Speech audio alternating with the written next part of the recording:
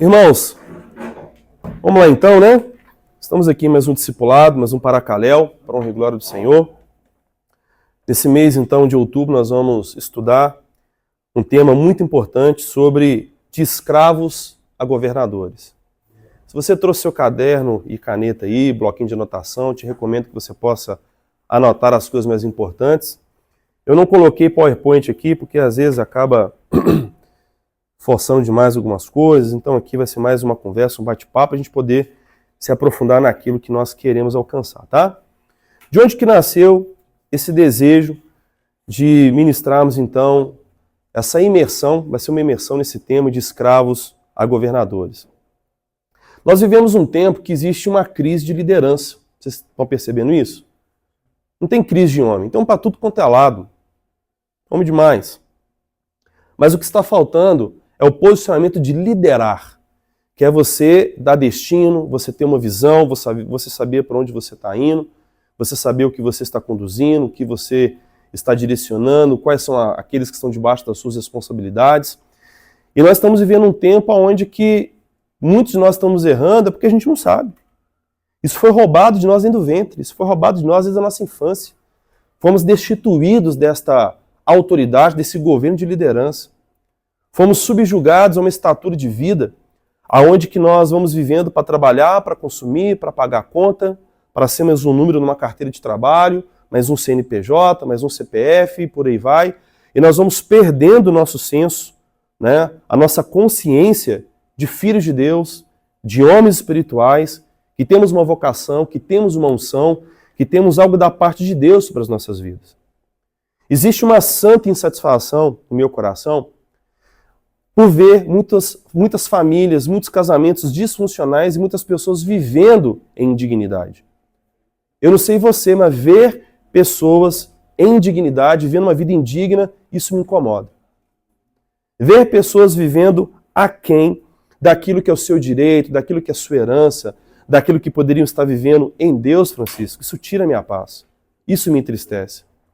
Eu já amadureci muito como pastor, eu já blindei muito meu coração, sabe? Já me protegi muito como pastor, mas não é fácil. Quando sento no gabinete pastoral e vou ouvir alguém, aconselhar alguém, ouvir a situação da pessoa, a história das pessoas, a dor que as pessoas sofrem, isso me traz uma dor do próprio Cristo no meu coração. Do estado que o povo está vivendo. Da situação que o povo está vivendo. E quando a gente para poder considerar a desordem que está no mundo, veja bem, existe uma desordem no mundo, amém? E nós podemos ser, como descendência de Abraão pela fé, sermos uma bênção que podemos ser bênção na vida de outras famílias. Só que como que eu, Rafael, vou ser bênção na vida de outras famílias se a minha família estiver em desordem? Se eu por dentro estiver em desordem? Então, se o inimigo conseguir nos distrair, se o inimigo conseguir entupir a nossa agenda com coisas supérfluas, com coisas de nenhum proveito, o que vai acontecer? A gente fica ocupado consumindo, a gente fica ocupado sendo consumido, a gente fica ocupado trabalhando, vivendo como escravo, numa mentalidade de escravo. E se você olha para o lado, tá todo mundo assim, então tá tudo normal. Mas não é normal. Não é normal. Estava conversando com o Marcelo agora há pouco sobre a realidade que nós vivemos hoje como igreja, as limitações que a gente acaba colocando para a gente poder viver a vida comum da igreja é resultado das limitações impostas pelo mundo no nosso estilo de vida. A gente passa de 8 a 14 horas por dia no trânsito, trabalho, comprando, vendendo, fazendo um tanto de arranjo. E quando a gente chega em casa, talvez você tenha aí 2, 3 agendas com a igreja por semana, não é a vida da igreja que cansa. Não é servir a Jesus que cansa. É a danada das 12 horas que a gente fica no trânsito, no trabalho, sabe, fazendo o que a gente tem que fazer que cansa a gente. Depois da Revolução Industrial, o que a gente tem percebido é que as famílias têm sido destituídas do seu vínculo individual uns com os outros, né? E a partir do momento que a gente tira o olhar de função, de execução, de vocação como pai, como mãe, como filho, como irmão, a gente passa a se ver como empresário, como marceneiro, como empreendedor, sei lá qual é a sua vocação, sua profissão. Quando você se vê apenas como aquele que faz alguma coisa e não como aquele que é alguma coisa, você está debaixo do curso desse mundo. E não é por maldade. Fomos condicionados assim. Então, quando eu falo aqui, nós vamos emergir então em alguns estudos aqui nessas próximas semanas, onde nós vamos sair de um ambiente de escravos para governadores. E talvez você possa pensar assim, pô, mas eu não sou escravo, não estou tomando chicote no lombo, eu trabalho, ganho dinheiro. Vamos caminhando aqui que vocês vão entender. Quem esteve aqui no último Paracalhau de semana passada? Levanta a mão. Boa parte de vocês.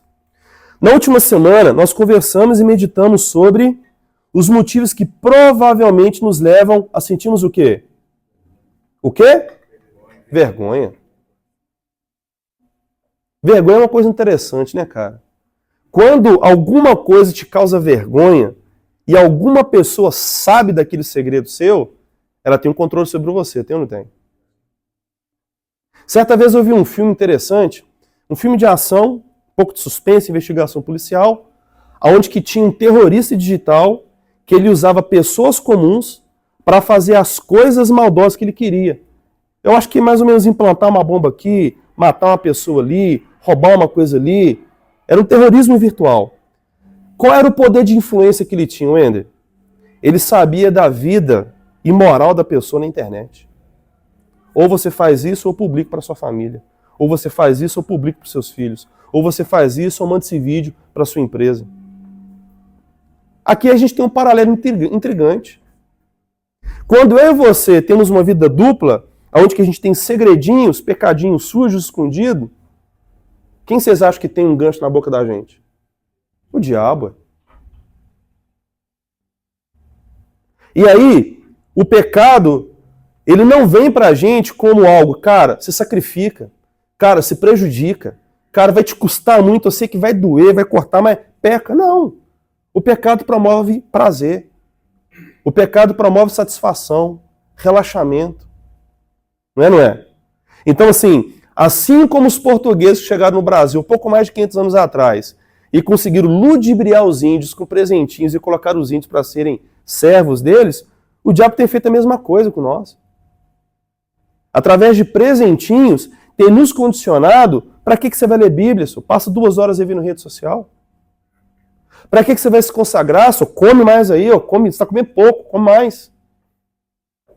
Cara, para que você vai ofertar na vida daquela família que está precisando, moço? Vai trocar seu carro, você trabalhou para isso. Você merece mais. Vocês estão entendendo, irmãos? Aí a gente fica ou sobrecarregado pelo caos do nosso próprio coração, do casamento e vida familiar, dívida, problemas de vários grupos, ou a gente está tão ocupado desfrutando das bênçãos, Ronaldo, que Deus me deu, é minha bênção, é meu dinheiro, é fruto meu, trabalhei, estudei, poxa, 6 anos de faculdade, mas 2 anos trabalhando naquela empresa lá, não, eu ralei, isso aqui é meu. E a gente se prende tanto no nosso mundo, seu Luiz, que a gente não se permite ter a consciência de que a gente é resposta para o próximo com aquilo que a gente carrega. Alguns de nós, a gente nem sabe o que a gente carrega. De tão ludibriado, de tão insensível espiritualmente, que o curso desse mundo nos tornou escravos. Então existem algumas vergonhas que elas nos paralisam e nos impedem de assumirmos nossa herança. Diga comigo, herança. Cristo Jesus, quando morreu por mim e por vocês, Ele nos deu uma herança. Sermos filhos de Deus. Sermos embaixadores em nome dEle. E Jesus disse, a autoridade que eu compartilho com vocês, ela é tão grande que vocês vão fazer as mesmas obras que eu fiz e obras maiores vocês vão fazer. Mas se vocês o quê? Crerem em mim. Crer em Jesus nos tira de um ambiente onde que a gente crê somente em nós mesmos. Onde que a gente tem uma agenda fechada só para nós. Crer em Jesus implica que a nossa agenda esteja aberta em todo o tempo para Ele. Para conhecê-lo, desfrutá-lo, servi-lo, honrá-lo e fazer tudo aquilo que Ele espera que nós possamos fazer em nome dEle. Bom marido, bom pai, bom cidadão, bom ministro do Evangelho e tudo mais que o Senhor venha nos pedir. Aleluia, irmãos! Cada um de nós aqui, nós identificamos qual ou quais são os nossos motivos que nos causam vergonha? Você parou para poder pensar sobre isso? O que te causa vergonha?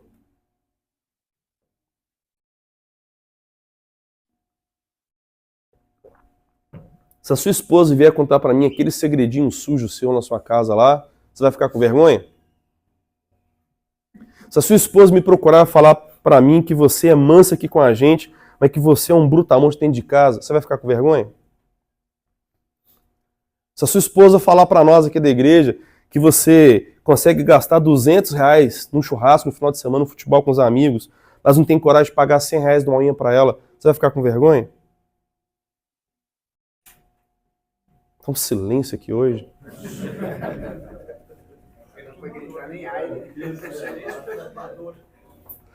Irmãos, será que talvez a gente também não tenha vergonha da nossa origem? De onde a gente veio?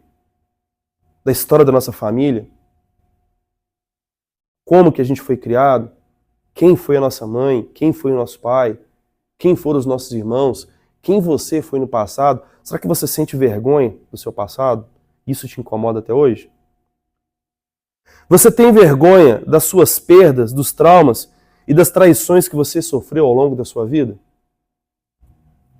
Quando você olha para a sua vida, para toda a sua timeline de vida, você sente vergonha de toda a sua existência até aqui?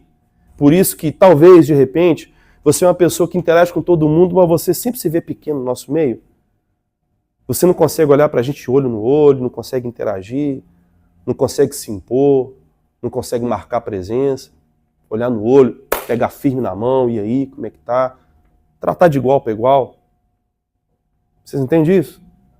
Porque, às vezes, são coisas que ficam inconscientes da gente, a maneira como a gente foi educado, o ambiente que a gente foi criado, comunicou pra gente direto ou indiretamente que a gente é pequeno. Aí a baixa estima, ó, fica lá embaixo.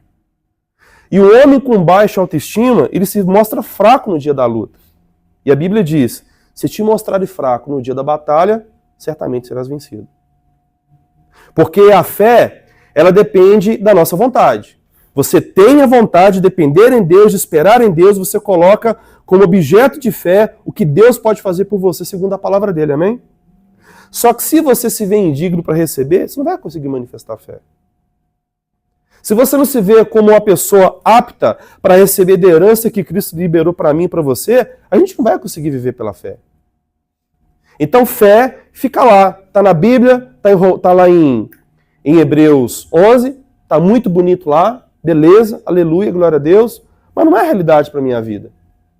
Eu oro para bater um cartão, para não falar que eu não oro, mas cadê aquele fervor de você orar e andar esperando que aquilo que você pediu segundo a palavra, Tiago, vai acontecer? Só quem é filho sabe que aquilo que pediu para o pai, crendo em oração, vai receber. Quem não se vê digno, não vai receber. O que isso tem a ver? Se nós, como homens, a gente não se vê digno para receber de Deus, porque nós temos vergonha, a gente vai tentar, na força do braço, conquistar as coisas que a gente precisa para a nossa subsistência e para a conservação da vida.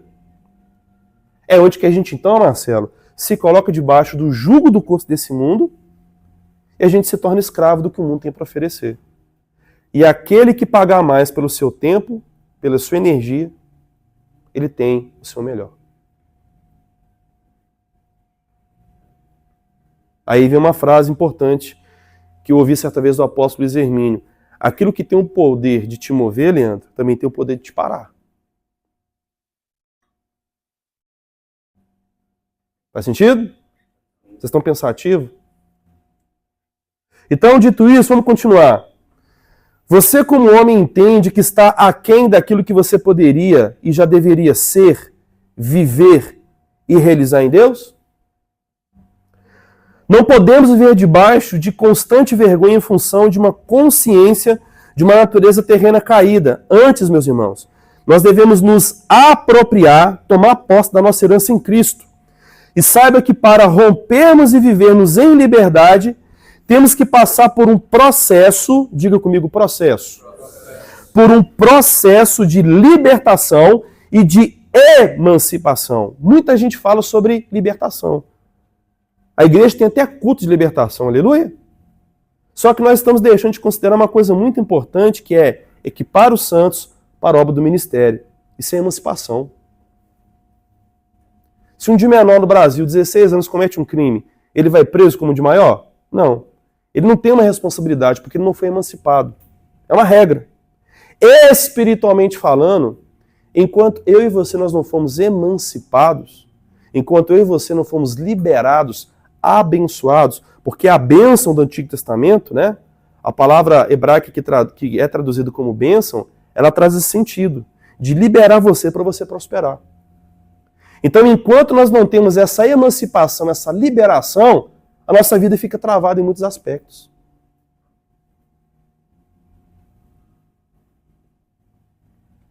Entende isso? Sabe que para rompermos e vivermos em liberdade, temos que passar por um processo de libertação e de emancipação, onde que seremos transformados de uma mentalidade de escravos para uma mentalidade de governadores. Digam comigo, governadores. Digam também libertadores. É da América não, tá? Libertadores aqui de Contagem.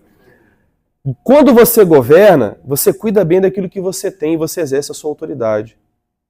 Só que nós também precisamos entender que, como filhos de Deus, nós também temos a responsabilidade de libertar pessoas. Governamos para estabelecer o reino de Deus e libertamos para trazer as pessoas que estão nas trevas para o reino de Deus. Governamos quem já está no reino, libertamos quem está nas trevas. Tá claro isso? Então, esse processo vai nos transformar de uma mentalidade de escravos para uma mentalidade de governadores, libertadores, e preste atenção, de líderes que são conquistadores. Governe a si mesmo o seu casamento e a vida com seus filhos, ok? Autogoverno, governo com as finanças, você governar tudo que está debaixo da sua autoridade.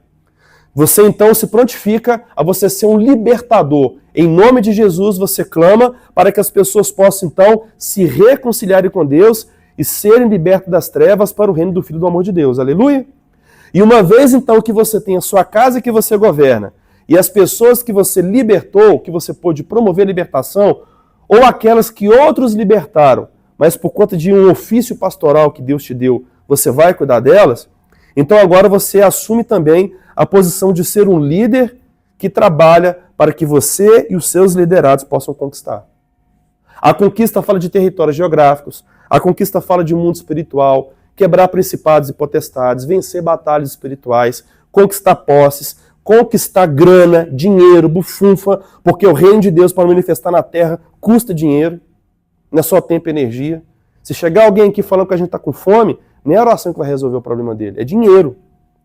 Então servir a Jesus custa dinheiro. E no nosso orçamento tem que ter uma reserva para a gente poder o quê? Libertar as pessoas e levá-las a viverem como governantes em Cristo. É isso, gente. Aleluia! Vocês aqui, individualmente, vocês acreditam nas promessas de Deus para as vidas de vocês? Quem aqui acredita? Alguém aqui gostaria de citar uma ou duas promessas que você já recebeu de Deus?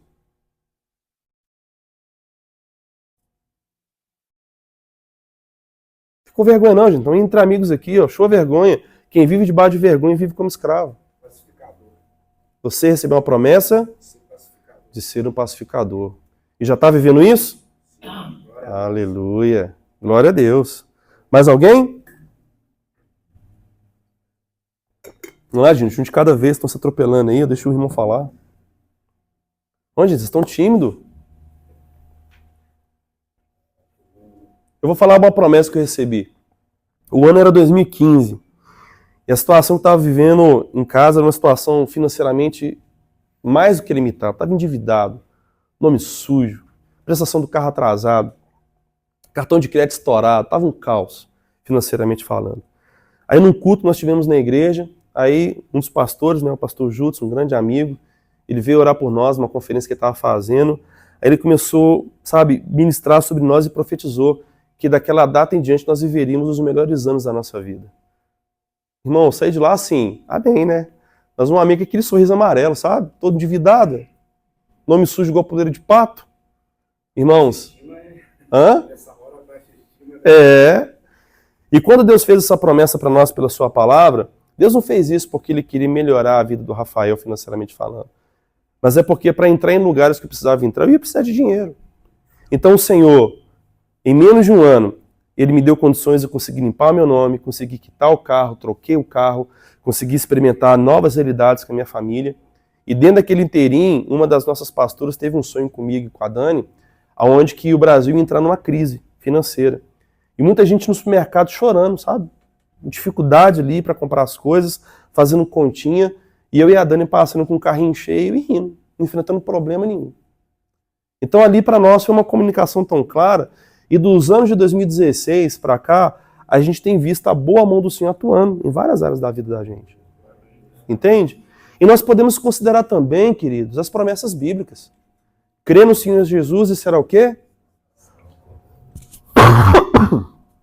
Será salvo tu e a tua casa. Quando você se apropria de algumas promessas, ao você repeti-las, você vai condicionando a sua consciência a acreditar no que foi escrito sobre o povo de Deus. Salmo 23, versículo 1 fala o seguinte: o Senhor é meu pastor e nada me faltará. Traduzido, a tradução mais original do hebraico é: o Senhor é o meu pastor e ele me é suficiente. A gente encontra suficiência em Deus. Então, se o Senhor ele é o seu pastor, do que pode faltar para a gente? Se nós temos uma promessa feita pelo Senhor Jesus, que nós faríamos as mesmas obras que ele fez e obras maiores faríamos, então nós temos que questionar aqui o porquê que não está acontecendo. Ou é porque a gente não entendeu o que ele está dizendo, ou é porque a gente não acredita no que ele disse, ou é porque a gente está ocupado demais tentando fazer o que a gente quer fazer da nossa vida. Vamos lá. Vocês estão entendendo? Então, quando nós temos as promessas, a palavra do Senhor nos fala em 2 de Pedro, capítulo 1, versículo 4, que por meio das promessas, Geraldo, que Deus faz para você, quando elas se cumprem na sua vida, elas permitem que você experimente da natureza divina. Cada promessa feita e experimentada, você sente a realidade da presença de Deus sobre você. É o cumprimento da vontade de Deus sobre a sua vida. Estava conversando com o Ender ontem, uma coisa importante na palavra. Nós estamos vivendo um tempo que a gente está se contentando com palavras de sabedoria. A gente está se contentando com uma boa teologia, com uma boa doutrina. Mas vamos lá, gente, a vida cristã é feita de experiência. É a experiência de um filho curado, é a experiência de uma vida restaurada, é a experiência de um morto ressuscitando, é a experiência de alguém sendo curado, liberto de uma possessão demoníaca. É a experiência de fato, você falar, declarar, determinar pelo Espírito de Deus e a palavra se cumprir. O reino de Deus, ele nos promove experiências. O apóstolo Paulo fala, aos Coríntios, que o reino de Deus ele não consiste em palavras, mas sim em demonstrações de poder. E poder é experiência. O que a gente está experimentando? A nossa mentalidade escravizada pela cultura desse mundo faz com que você se contente com o quê? Com salário, comida, casa, carro para se locomover e um bom relacionamento dentro de casa. Com perdão da palavra, eu vou usar aqui, tá? Isso é uma ração que o diabo está dando para a gente, para você não se incomodar com o curso desse mundo que precisa ser confrontado pelo reino de Deus. Nós estamos precisando visitar alguns hospitais, nós estamos precisando visitar a casa de recuperação, estamos precisando visitar asilos, visitar orfanatos, a gente está precisando ir para a rua para evangelizar travesti, precisamos ir para a rua para a gente poder botar a mão na massa para você ver que o mundo está podre, irmão. A Netflix está tomando o seu rosto, ela está tomando ali, sabe? As redes sociais estão ocupando a nossa atenção de tal forma que o mundo está acabando do nosso lado e a gente não está percebendo. Estamos dormindo na luz. Sim. Mas é visível como o mundo está transformando. Se você vai ao shopping, hoje as atendentes, você não vê atendente, vamos falar, homem. Entra nas lojas, isso é uma aberração. É. Então vamos lá, vamos nos aprofundar sobre a questão de promessa. Eu quero estudar com vocês uma experiência que aconteceu no Antigo Testamento, que ilustra muito o que a gente está vivendo hoje. Abra comigo a sua Bíblia em Deuteronômio, capítulo 1, dos versículos 19 até os versículos 40.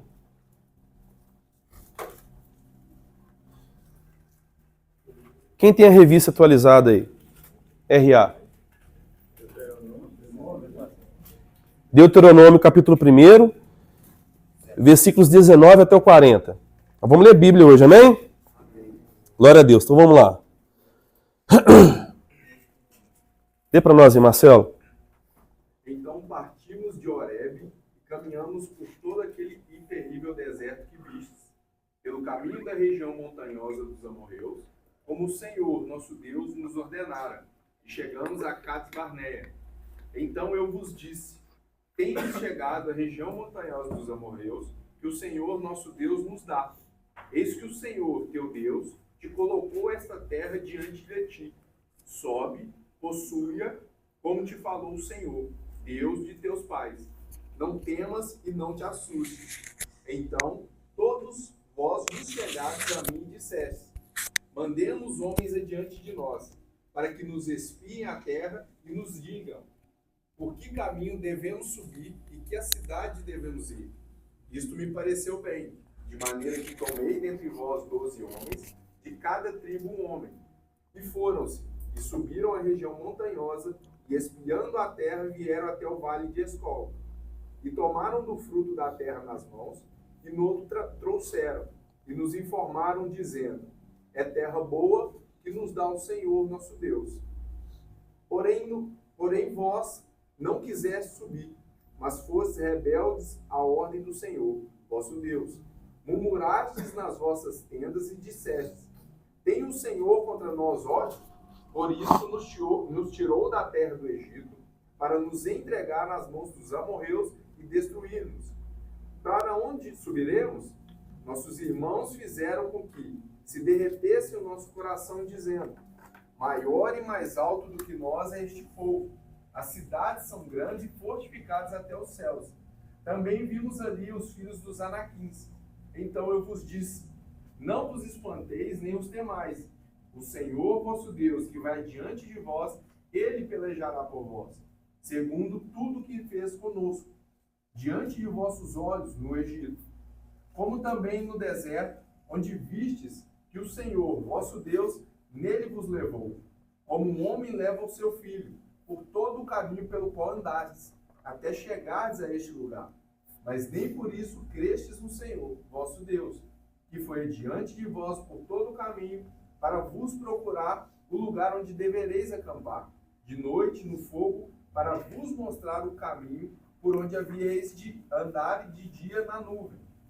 Tendo, pois, ouvido o Senhor as vossas palavras, indignou-se e jurou, dizendo: certamente nenhum dos homens desta maligna geração verá a boa terra que jurei dar a vossos pais, salvo Caleb, filho de Jefoné, ele a verá, e a terra que pisou darei a ele e a seus filhos, porquanto perseverou em seguir ao Senhor.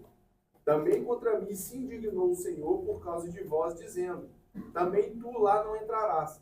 Josué, filho de Num, que está diante de ti, ele ali entrará. Anima-o, porque ele fará que Israel a receba por herança. E vossos meninos de quem dissestes, por presa serão, e vossos filhos que hoje nem sabem distinguir entre o bem e o mal, esses ali entrarão, e a eles darei a terra, e eles a possuirão. Porém, vós virai-vos e parti para o deserto, pelo caminho do Mar Vermelho. Então respondestes e me dissestes: pecamos contra o Senhor, nós subiremos e pelejaremos, segundo tudo o que nos ordenou o Senhor, nosso Deus. Vós vos armastes, cada um dos seus instrumentos de guerra, e vos mostrastes temerários em subindo a região montanhosa. Olha aí. Vamos traduzir aqui então. Muito simples, pessoal. Fiz um desenho para vocês entenderem aqui. O povo viveu durante mais de 400 anos na terra do Egito como quê? Escravo, ok? Acordava como escravo, comia como escravo, trabalhava como escravo, era tratado como escravo, chamado de escravo. Você passa mais de 400 anos sendo tratado assim, como que você vai se ver? É uma estrutura cultural comum ser escravo. Só que aconteceu com o povo, eles discerniram para as promessas que Deus havia feito para os patriarcas. Eles clamaram ao Senhor. Deus levanta Moisés. Moisés antes era o quê? Um governador. Ele era um príncipe, né? Ele liderava batalhas militares junto dos egípcios. Então, quando Moisés ele é chamado pelo Senhor depois do tratamento que ele teve, Moisés então é enviado para o povo de Deus para libertar esse povo escravo e levar o povo até a terra prometida. Só que o trajeto da terra prometida, do Egito até a terra prometida era 11 dias a pé. Mas Deus intentou fazer uma jornada de 1 ano e meio, dando uma volta na região do Horebe, no monte de Deus. Para quê? Para que pudesse comunicar para o povo a identidade de Deus, a glória de Deus, o favor de Deus. No deserto você tem dinheiro, você não compra nada. Você tem semente, você pode semear que não nasce nada. No deserto, a força do braço, Pedro, não ia valer de nada. Deserto era um lugar que aonde na provisão do mantimento, na provisão da água, na provisão da carne, na provisão da proteção e da direção, Deus iria se revelar e o povo ia conhecê-lo. Todas essas limitações, muita atenção nisso, pessoal, me dá sua atenção aqui. Estamos aqui para aprender, amém? Todas essas movimentações de Deus tinham como objetivo remover a mentalidade de escravo. Então, quando Deus leva o povo, ao invés de passar por um atalho de 11 dias, para andar por um terreno, por um processo de 1 ano e meio, era para remover o Egito de dentro do povo. O povo foi tirado do Egito, assim como nós somos tirados do mundo. Mas Deus queria tirar o Egito de dentro do povo através das manifestações gloriosas de Deus. Quando eles chegaram no lugar chamado Cades Barneia, ao fim de 1 ano e meio, Cades Barneia do hebraico você pode traduzir como lugar consagrado no deserto. De Cades Barneia, Deus falou, está na hora, bora tomar posse da terra. Só que como nós lemos aqui, eu vou até aqui destacar esse versículo para você entender, no versículo 22 diz: então todos vós chegastes a mim e dissestes, mandemos homens adiante de nós, para que nos espiem a terra e nos digam por que caminho devemos subir e a que cidades devemos ir. Mandar os 12 espias não foi a intenção de Deus, foi sugestão do povo. Toda vez que nós, com a nossa mentalidade de escravo, a gente tentar sugerir para Deus o que Deus tem que fazer, vai dar ruim, irmão.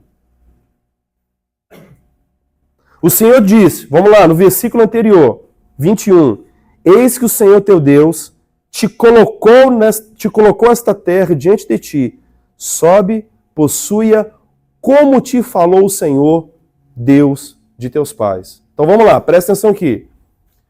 A principal forma de Deus se relacionar com o teu povo é através da palavra. Então, se a minha capacidade, Ronaldo, de ouvir ela é pequena, eu não tenho relacionamento com Deus.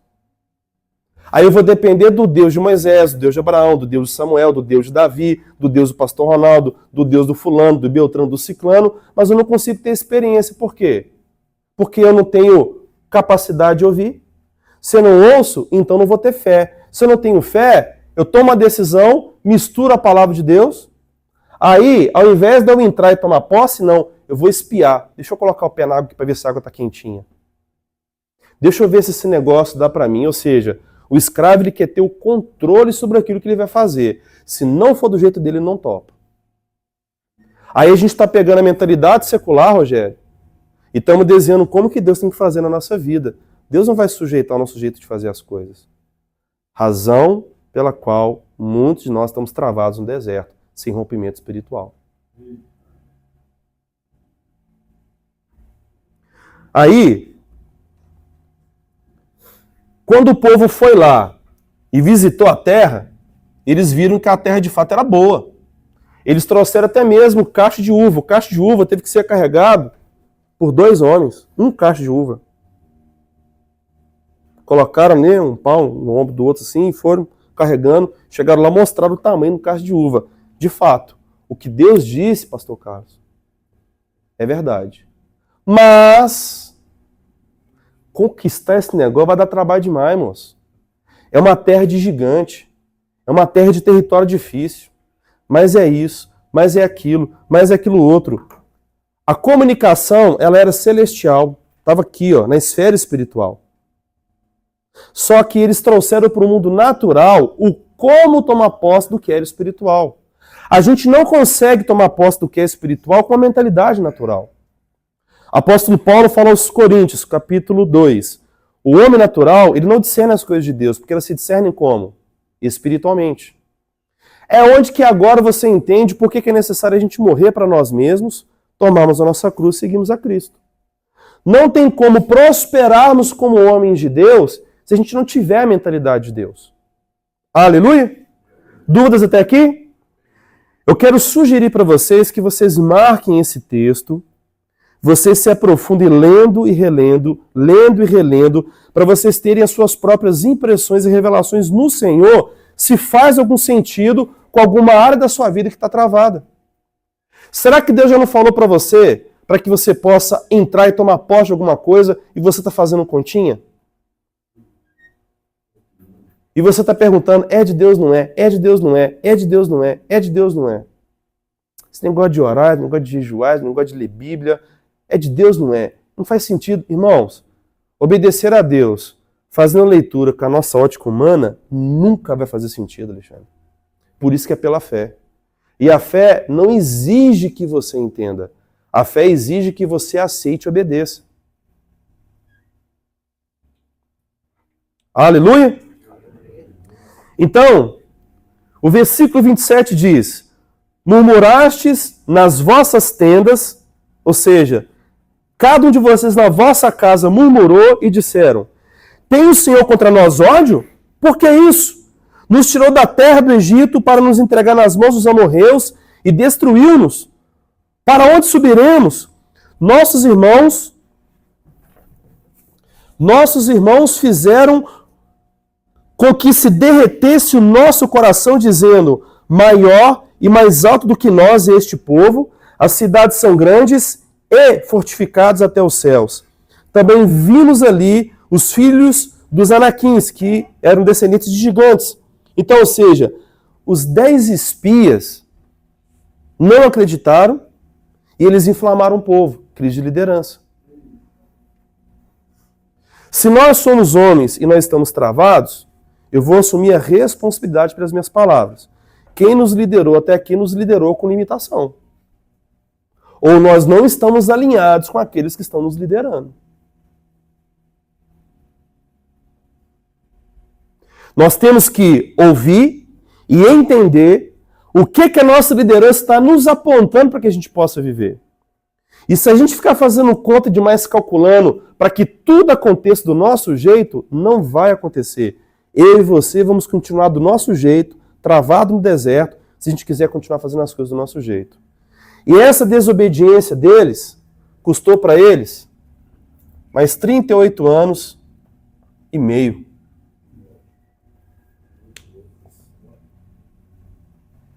Era para ter durado 1 ano e meio.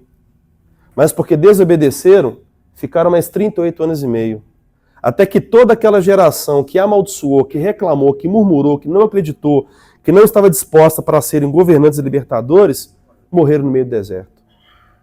Por amor ao nome dele, Deus prometeu a terra para Caleb, para Josué e também para quem?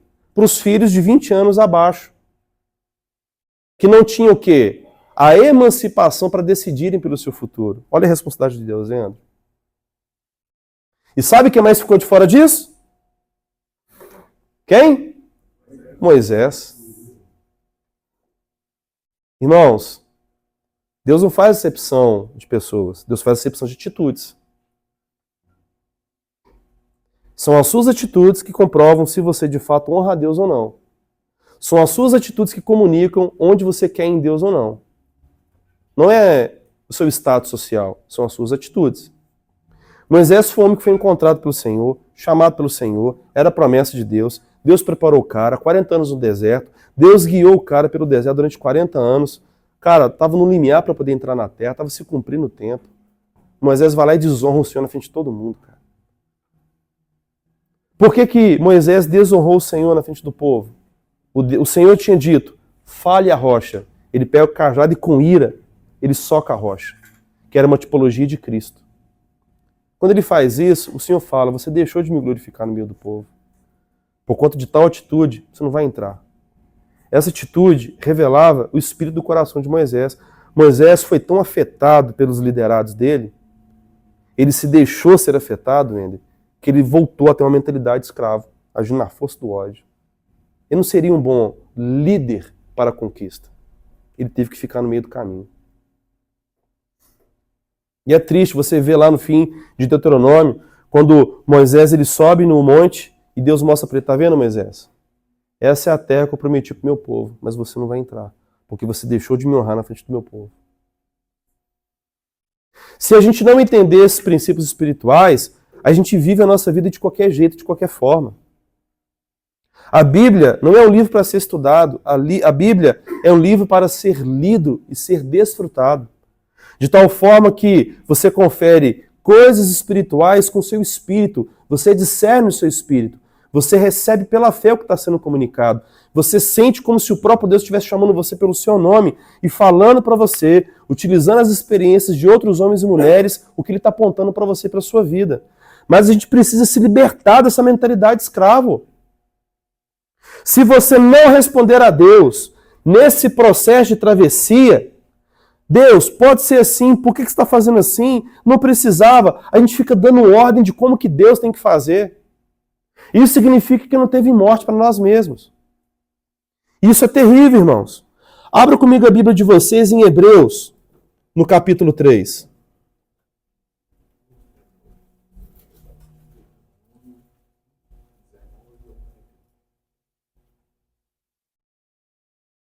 Meu Deus, alguém segura esse relógio, pelo amor de Deus. Irmãos, tá legal? Vocês estão entendendo? Hebreus capítulo 3, versículo 7 até o 19. Achou aí, Thales? Você lê pra gente, por favor?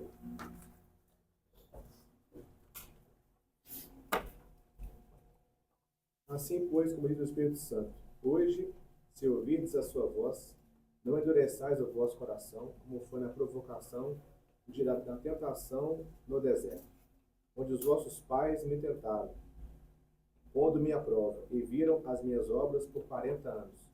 Por isso me indignei contra essa geração e disse, estes sempre erram no coração, eles também não conheceram os meus caminhos.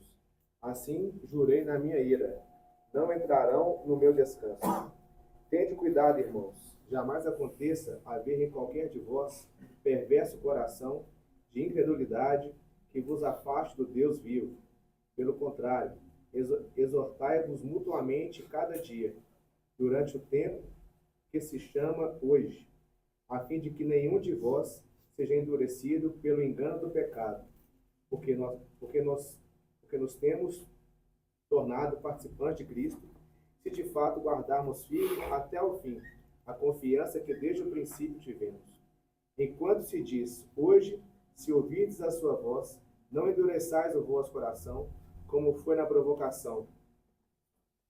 Ora, quais os que, tendo ouvido, se rebelaram?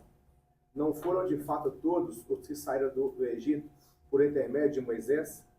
E não foi contra os que pecaram, cujos cadáveres caíram no deserto? E contra quem jurou que não entrariam no seu descanso, senão contra os que foram desobedientes? Vemos, pois, que não puderam entrar por causa da incredulidade. Por causa do quê? Incredulidade. Então o autor de Hebreus, ele percebe um povo que estava desistindo de esperar em Cristo, de confiar em Cristo, porque a perseguição estava difícil. Tinha gente perdendo vida, perdendo família, perdendo bens. Ô, irmão, acho que dá para abrir a janela um pouquinho, tá quente, não tá? Tá, não tá? Abre a janela para nós aí. É melhor o barulho do que o calor. É, já tá acabando, já? Ou já deveria, né? Então, irmãos, quando nós temos uma visão de escravos, a gente se mantém aquém daquilo que são as promessas de Deus para a nossa vida. O autor de Hebreus, ele fala que, assim como diz o Espírito Santo, hoje, se ouvides a sua voz, não endureça o vosso coração. Sabe aquela coisa que o Senhor já falou para você fazer e eu e você não estamos fazendo? Por que a gente está endurecendo o coração? Irmãos, o nosso objetivo aqui com o discipulado é formar homens para a vida, é formar ministros para a igreja, é formar líderes para a sociedade, amém? Trabalhando no nosso particular, no nosso individual. Então essa noite é muita pergunta para você olhar para dentro de si e vão para cima, amém? Então vamos lá, o que está endurecendo o nosso coração? Será que a gente está preso às nossas tradições do passado? Será que a gente está preso aos nossos modos familiares? Porque todos nós aqui temos responsabilidades, aleluia? Temos contas a pagar, temos vida para a gente poder viver. Só que a questão é, se você entregou sua vida a Cristo, existe um caminho sobremodo excelente, que é um caminho que você anda discernindo as coisas espiritualmente. A gente precisa subir para esse lugar mais alto.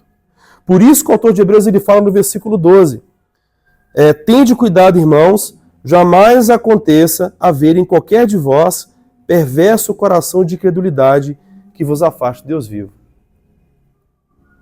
A falta de fé nos afasta de um relacionamento com Deus.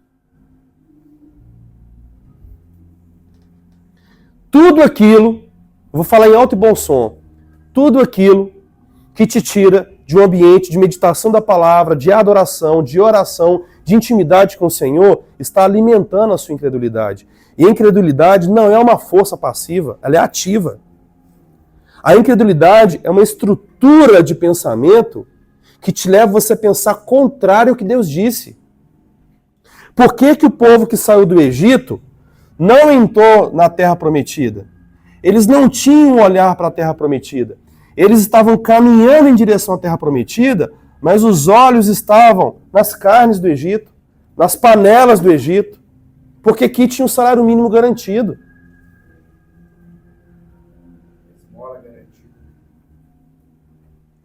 Aí a questão é, se eu e você buscamos por segurança, quem busca por segurança em todo o tempo é sempre tendencioso a viver em incredulidade. Deus falou com alguém aqui, irmão? Amém. Amém. Aleluia.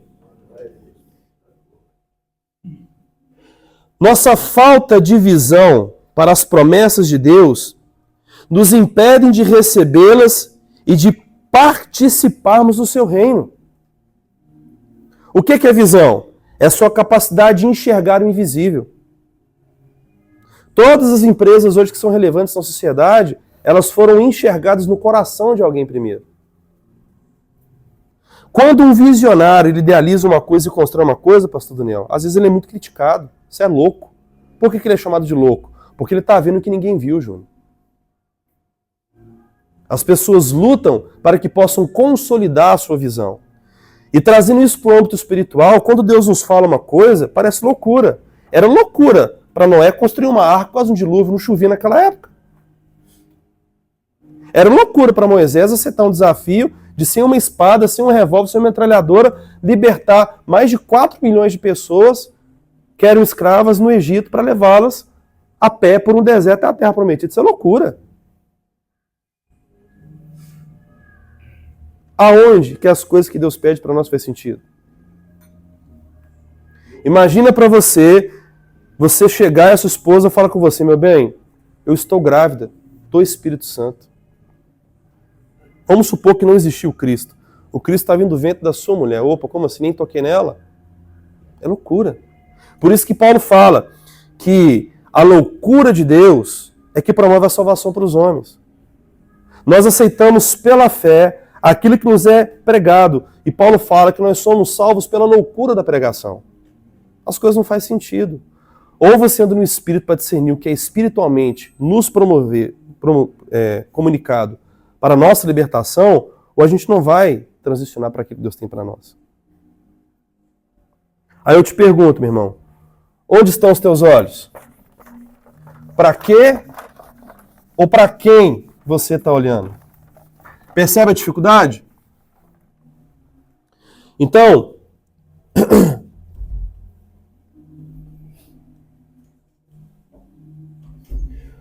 o castigo de Deus foi morrer no deserto. O castigo de Deus para o incrédulo é que ele não tome posse de suas promessas. E talvez A sua realidade hoje de se manter numa zona de incredulidade é porque você tem responsabilidade, sim ou não? Quem aqui tem responsabilidades? Vamos lá. Pergunta prática para te levar a você entender a realidade da sua vida. Pelo que você é responsável? Escreve aí. Pelo que você é responsável?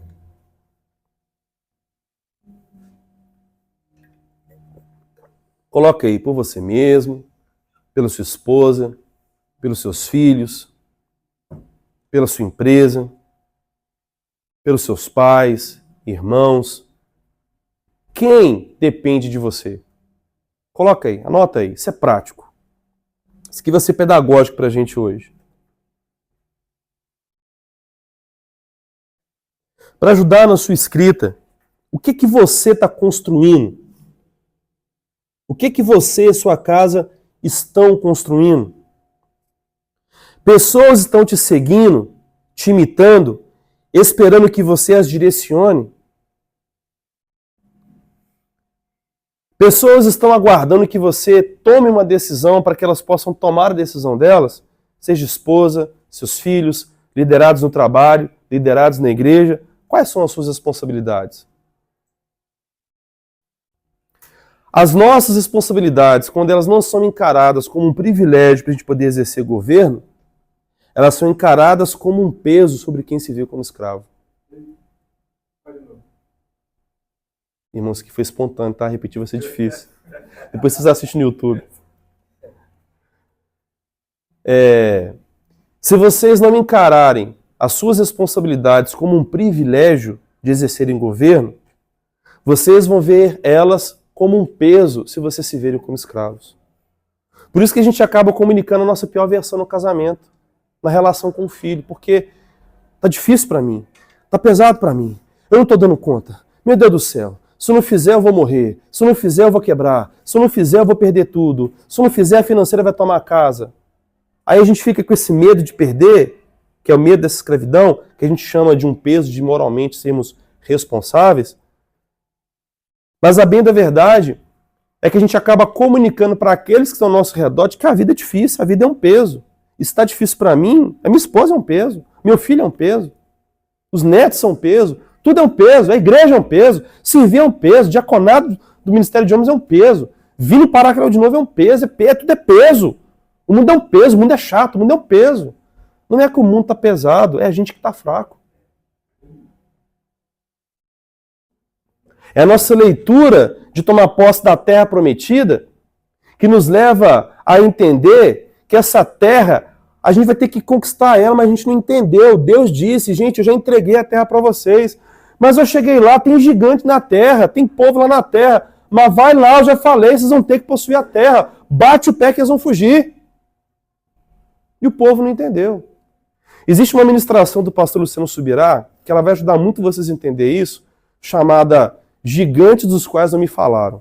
Irmãos, ela é preciosa essa ministração. Gigantes dos quais não me falaram. Deus falou, herdem a terra. Quando o povo chegou na terra, tinha gigante. Mas peraí, ué. Como assim? Ela não é nossa, é sua. Mas tem um povo aí, bota o povo pra fora. Aí Deus, aí não, ué. Mas se você tem um problema e você não tem fé que você pode resolver, qualquer problema, seja pequeno, seja grande, ele é um gigante. Se você não acreditar que pode, se Davi não acreditasse que ele podia ir com Golias, ele ia, opa, vou correr igual todo mundo. E quando ele resolveu esse problema, ele foi o quê? Promovido. Mas ele encarou e foi lá e foi vitorioso.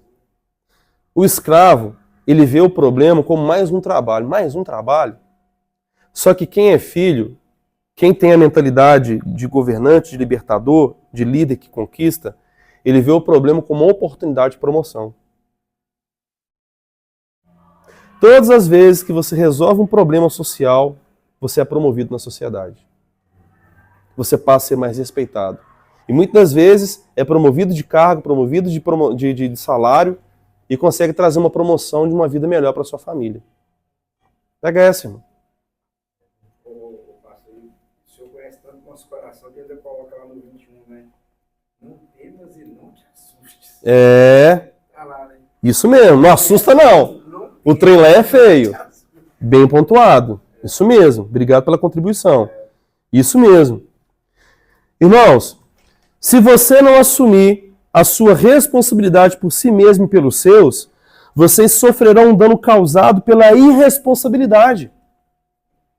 Se você tem problemas em assumir responsabilidades, isso é porque você ainda se vê como debaixo da responsabilidade de terceiros. Um escravo que depende do cuidado de um senhor. Vocês estão entendendo?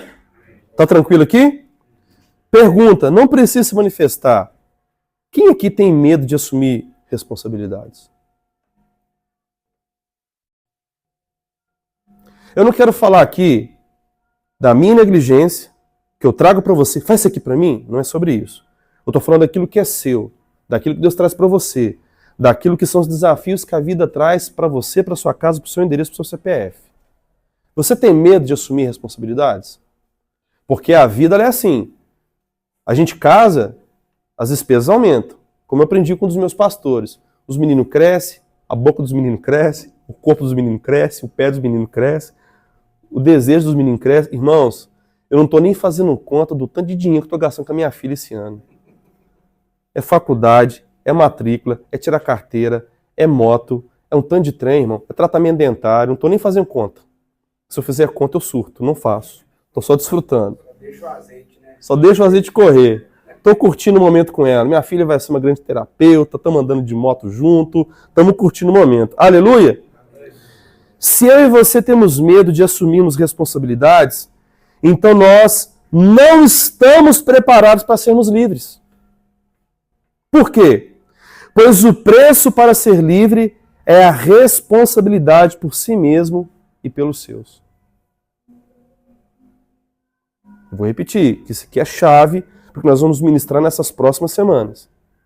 O preço de uma liberdade em Cristo é você assumir a sua responsabilidade. Se você tem medo de assumir a sua porção em Deus, você não está preparado para ser livre. E quem não é livre não consegue libertar ninguém. Quem não é livre não consegue liderar ninguém. Quem não é livre não consegue desfrutar da vida, fica aprisionado.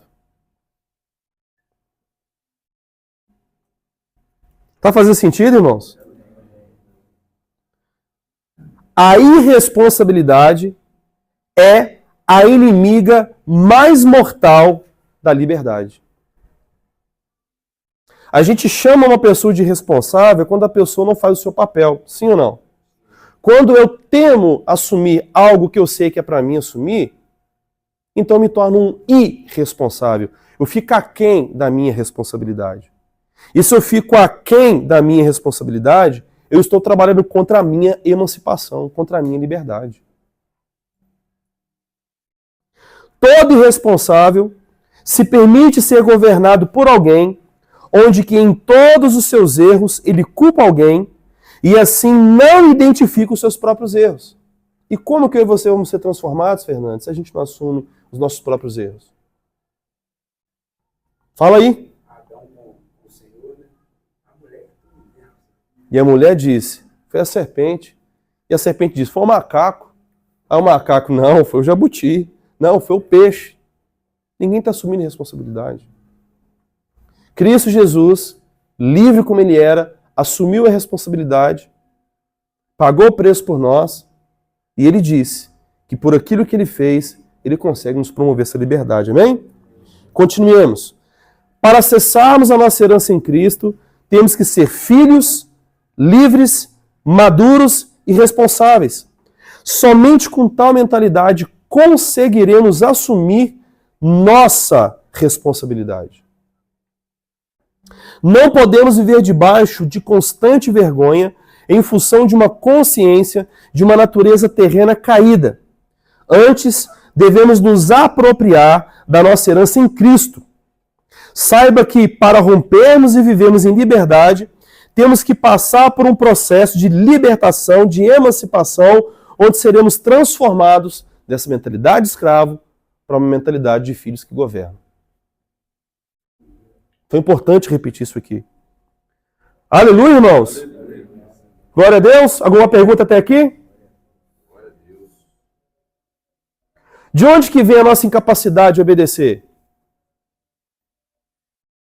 A nossa incapacidade de obedecer, vamos utilizar o povo hebreu aqui que saiu do Egito, a cultura que eles receberam de escravos no Egito, os condicionaram a se verem como tais, de forma que estavam aprisionados, é uma cadeia, irmão, é uma jaula que a gente fica preso nela. E cadeia, jaula, você sabe, você não consegue sair de dentro para fora. Alguém tem que vir de fora para poder te libertar. Agora a questão é, será que Cristo já não foi lá, Túlio? Já destrancou? Está destrancado. A porta é encostada, já destrancou. Tem uma aparência de que está preso, pastor Carlos. Mas Jesus já destrancou. Por que a gente tem medo de sair da jaula? Muitos têm medo de assumir responsabilidade. Porque como... Hã? Porque o escravo ele tem a ração diária. Tem desrespeito, tem um chicote. Mas o que ele tem? Tem a comida. Já ouvimos muito as pessoas dizerem que a fé é um passo no escuro. Não concordo.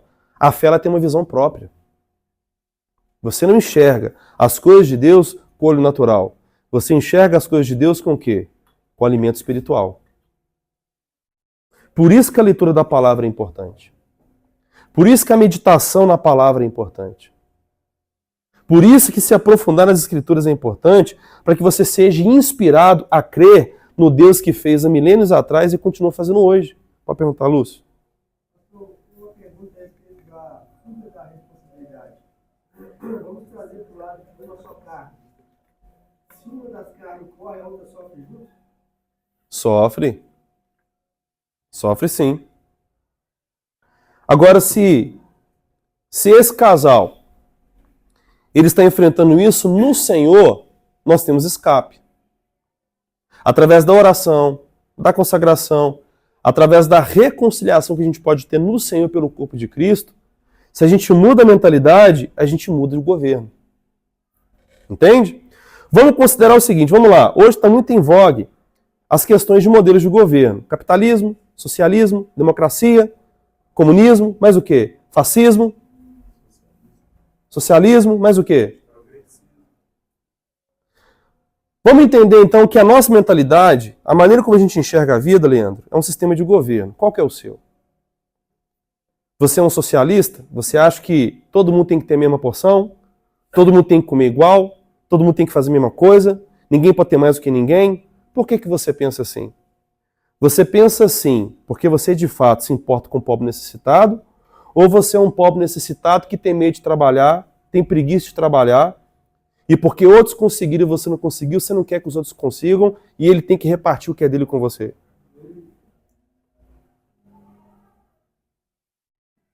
Vamos lá, vamos a exemplos. Por que você prefere o capitalismo? Porque o capitalismo você consegue trabalhar, produzir e gerar capital e fazer da sua vida o que você quer?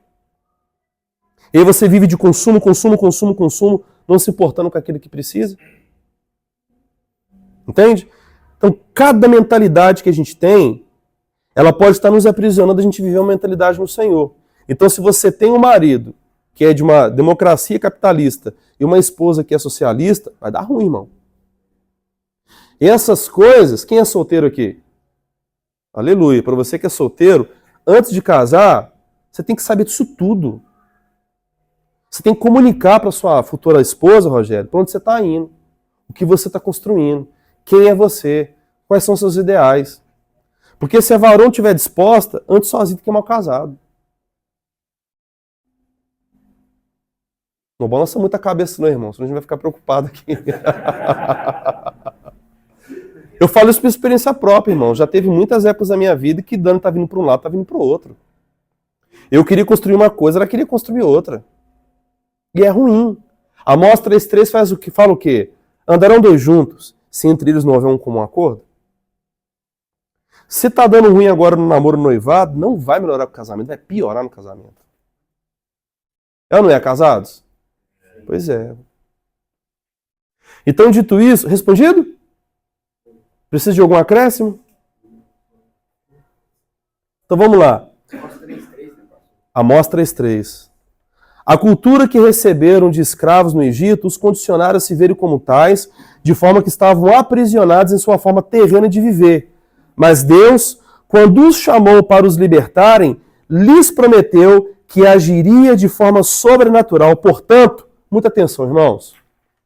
Não existe nenhuma possibilidade de crer no sobrenatural buscando enxergar com os olhos naturais. Não tem. Ou você aceita que o seu Senhor é Espírito, ou você aceita que o reino de Deus é invisível, ou você aceita que a sua principal promessa ela é vindoura, ela é de um futuro, de uma eternidade, ou então você não vai conseguir viver o cumprimento das promessas de Deus aqui e agora. Enquanto nós estamos tentando forçar Deus a fazer as coisas do nosso jeito, a gente se trava no deserto, a gente não entra na promessa. Sabe de uma coisa? Nós nos tornamos muito inteligentes. Aonde que a gente faz o seguinte, a gente pede de Deus, aí Deus fala não, a gente olha para a palavra e não. Mas aí a gente dá aquela torcidinha, aquela forçadinha e procura versículos bíblicos fora do contexto. Então texto fora do contexto é pretexto para heresia, né? Aí a gente pega esses textos fora do contexto para poder dar uma paginada de espiritualidade na decisão que a gente vai tomar. Querendo forçar a aprovação de Deus em uma decisão que a gente quer tomar fora da vontade de Deus. O pastor Cláudio pregou lá no acampamento, né? A cultura do self, né? Eu mesmo. Então, qual é o principal Deus que a gente tem? Vocês acham mesmo que é o diabo? No mundo? O principal Deus nesse mundo não é o diabo, não, irmão. É o seu ego. É a minha vontade. O diabo só chega e brinca com o nosso ego. Você gosta de um dinheirinho então, né? Rápido, fácil? Vem cá, tem um negocinho bom pra você. Você gosta de um rabo de saia, né? Deixa eu preparar uma isca aqui pra você. Ah, você gosta de poder, você é chegado no poder, então eu vou arrumar um poder pra você. Vem cá. E a gente cai na nossa própria tentação. Tiago diz que cada um de nós somos tentados de acordo com a nossa própria concupiscência. Então, se eu e você matarmos o velho homem sem vergonha que habita dentro de nós, o diabo não vai encontrar espaço em nossa vida. Só que para a gente poder matar esse sem vergonha que habita dentro de nós, o que a gente tem que fazer? A gente precisa alimentar o novo homem conforme a imagem e semelhança de Cristo. Vocês estão arrependidos de ter vindo hoje? Não existe nenhuma possibilidade de crer no sobrenatural buscando enxergar com os olhos naturais.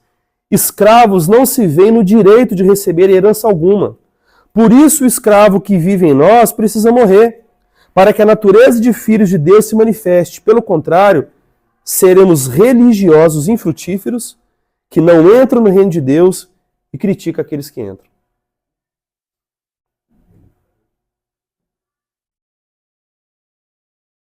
Então, a principal batalha que a gente enfrenta, ela é no âmbito do coração. É aqui, ó, dentro de nós. É no âmbito do nosso coração. É na sua segunda-feira, quando você está sozinho, meu irmão. Quando você olha para o mundo ao redor e o ímpio está prosperando e você não. Quando o casamento do ímpio está legal e o seu não está. Quando os filhos do ímpio são obedientes, talvez os seus não sejam. Então, tudo aquilo que são anseios que a gente tem que se questionar, cara, por que eu estou desejando isso? Por que eu estou questionando isso? Nós temos que questionar os nossos questionamentos pela palavra. Porque se a gente não questiona, Júnior, o que vai acontecer? Nós vamos ser levados a murmurar por aquilo que Deus já nos deu. E quando a gente murmura, a gente amaldiçoa a herança que o Senhor está nos dando.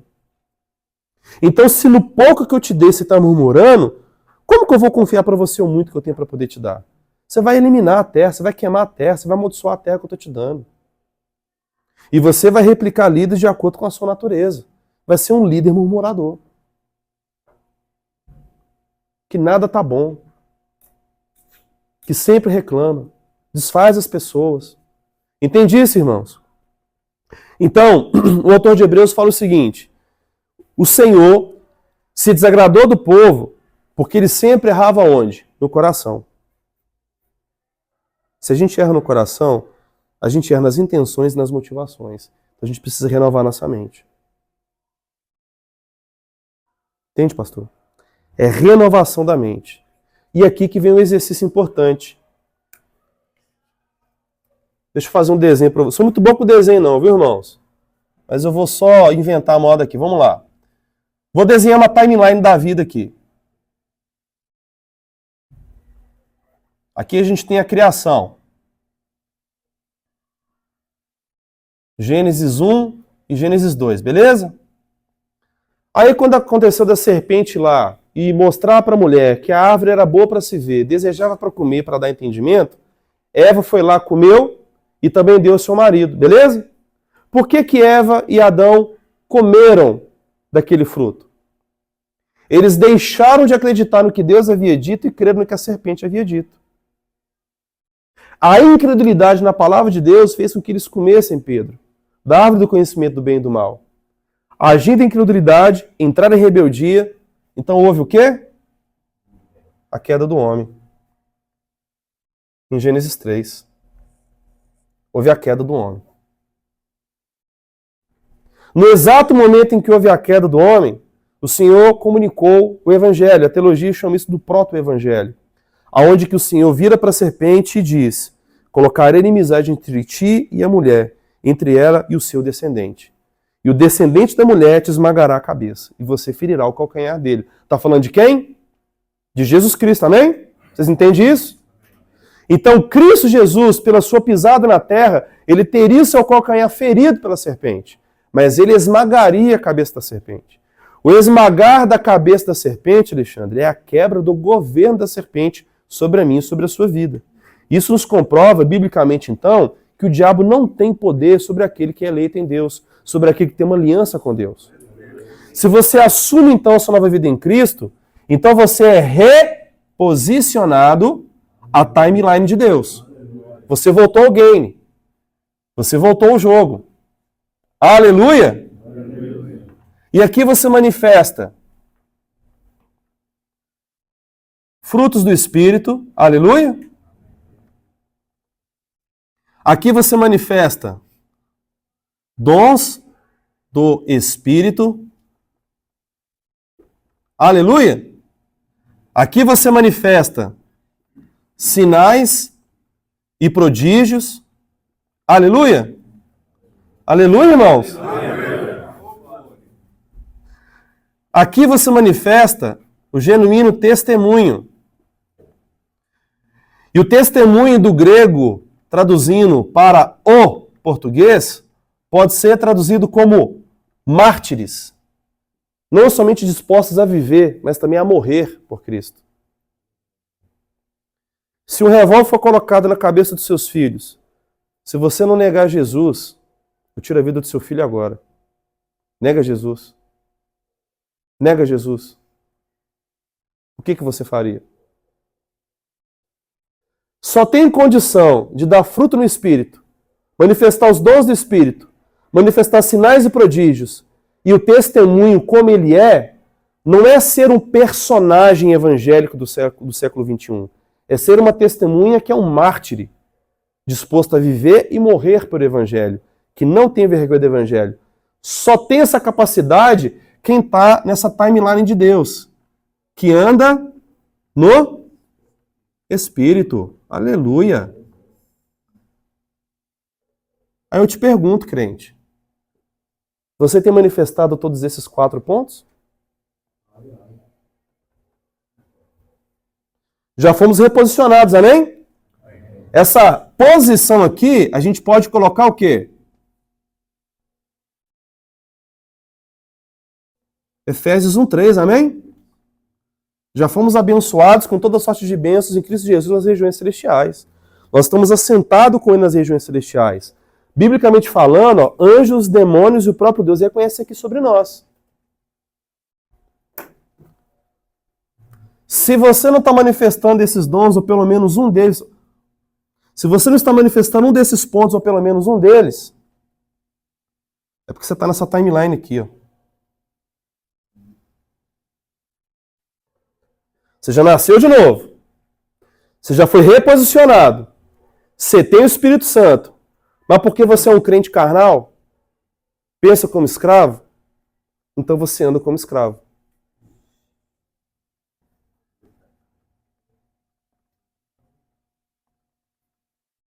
Carnalidade. Quando a gente semeia na carne, o que a gente colhe? O que a gente colhe, irmãos? O que Paulo fala aos Romanos? Quem semeia na carne, colhe o quê? Morte, irmão. Aí é a minha tese. Essa morte é a mesma de Adão? Morte espiritual. Aí a minha tese, eu vou assumir a minha responsabilidade pela minha interpretação teológica, tá?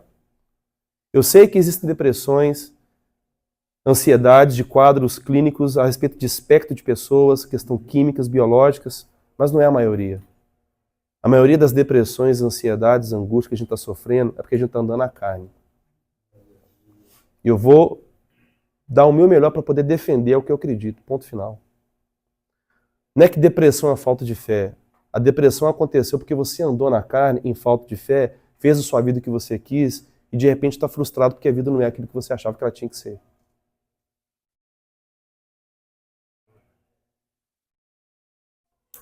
A mentalidade de escravo nos prende nessa frequência de carnalidade.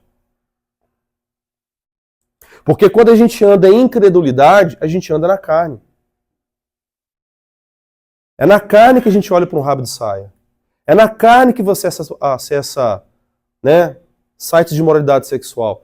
É na carne que você fala mal dos outros. É na carne que a gente compra e não paga. É na carne que a gente é violento. É na carne que a gente ofende as pessoas. Não é no espírito. No espírito a gente manifesta o fruto do espírito, irmão. No espírito a gente manifesta os dons do espírito, irmão. No espírito a gente faz sinais e prodígios. No espírito a gente testemunha, vive uma vida a ponto até de morrer por Cristo. Então eu não estou falando aqui com a gente somente para você ter uma vida mais confortável espiritualmente. O que eu estou trazendo no ensino hoje é para a gente entender o seguinte: a gente está devendo, irmão. Existe uma expectativa do mundo caído pela manifestação de quem? De quem? Filho, né? Filho repercute ao quê? Paternidade. Você é filho de quem? De quem que você é filho? Você é filho de Deus? Sua paternidade determina a sua natureza. Abra comigo em Evangelho de João, capítulo 8, versículo 31.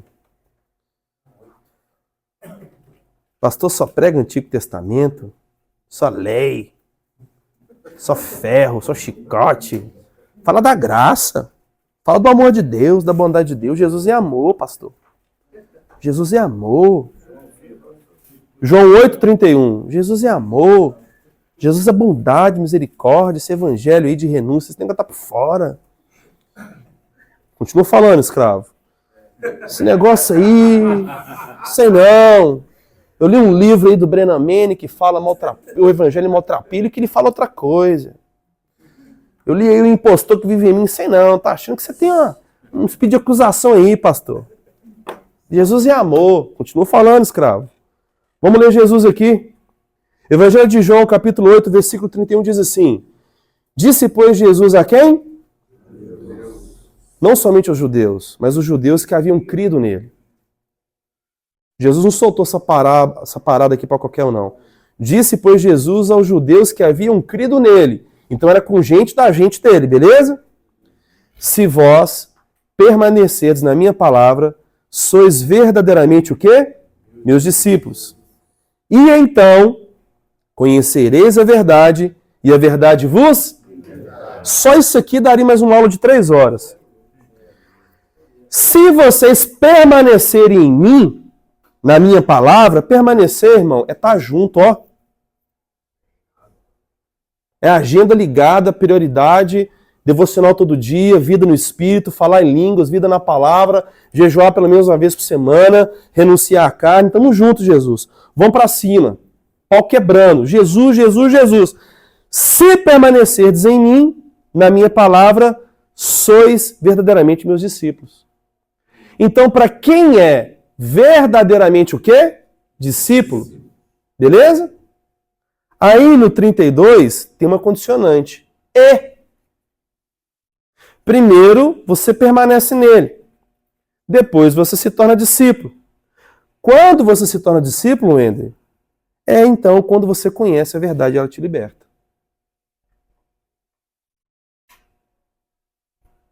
Tem gente querendo conhecer a verdade sem querer ser discípulo. Tem gente querendo conhecer a verdade sem permanecer nele. Quando nós conhecemos a verdade nos liberta. E essa verdade é uma revelação de quem você é, de quem é Deus, do mundo que te cerca e do que te espera do porvir. É uma verdade ampla.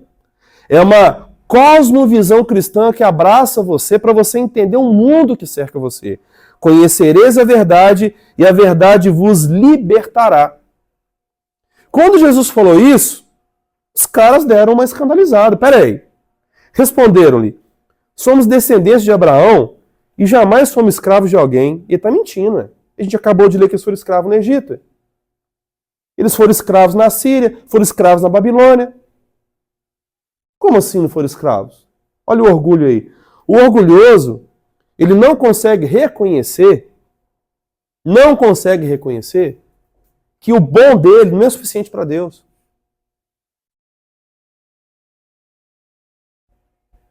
Aleluia, irmãos?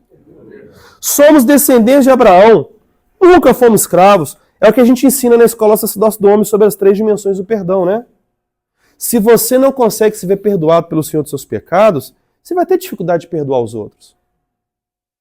Sabe de uma coisa? Eu não matei ninguém, não roubei ninguém, estuprei ninguém, não enganei ninguém. Eu tive uma vida muito boa. Eu só estava com uns problemas aí entreguei minha vida para Jesus para ser batizado e entrar na benção, para a benção me abençoar e melhorar a minha vida. Porque eu queria ter minha vida melhorada. Então, com esta perspectiva, a gente não consegue entender o quão podre a gente era, o quão ruim a gente era e o quão merecedor do inferno a gente era. A Bíblia diz que a nossa justiça diante de Deus era como o quê? Como trapo de imundícia. Então, muitos de nós, a gente ainda é altivo e soberbo diante das pessoas porque a gente não é humilde diante de Deus, Giovanni. A gente não consegue reconhecer que a gente estava ruim nas pernas, que a gente estava indo para o inferno e que Jesus, pela sua misericórdia, nos salvou. A gente se acha bom demais, irmão. A gente não é. A gente é muito ruim. Aleluia. Como diz, então, sereis livres? Replicou-lhe Jesus, em verdade vos digo, todo que comete pecado é escravo do pecado. O escravo não fica sempre na casa, o filho sim para sempre. Se, pois, o Filho vos libertar, verdadeiramente sereis livres. Se, pois, o Filho vos libertar, verdadeiramente sereis livres. Irmãos, nós não somos livres porque a gente conhece uma doutrina melhor do que os outros. Nós não somos livres na liberdade que Cristo nos libertou para que a gente possa mostrar para as pessoas que nós somos espiritualmente superiores. Se o Filho te libertar, mas libertar do quê? Da escravidão, do custo desse mundo. A jaula já foi aberta, tá? O cativeiro já foi aberto. A prisão, jaula é para animal, né? Desculpa. A prisão já foi aberta. Só que a porta só está encostada. Tem uma aparência que está preso, mas não está. Por que a gente não quer sair? Já ouviram falar da teoria da pulga? Cientistas pegaram um tanto de pulga que saltavam, pegaram e colocaram dentro de um pote. Eles ficaram pulando, batiam no pote e voltavam, batiam no pote e voltavam, batiam no pote e voltavam. Depois de um determinado tempo, que eu não me lembro qual, os cientistas tiraram o pote. Elas não conseguiam pular mais, fora da altura do pote. Foram condicionados a pensar que aquele era o teto delas.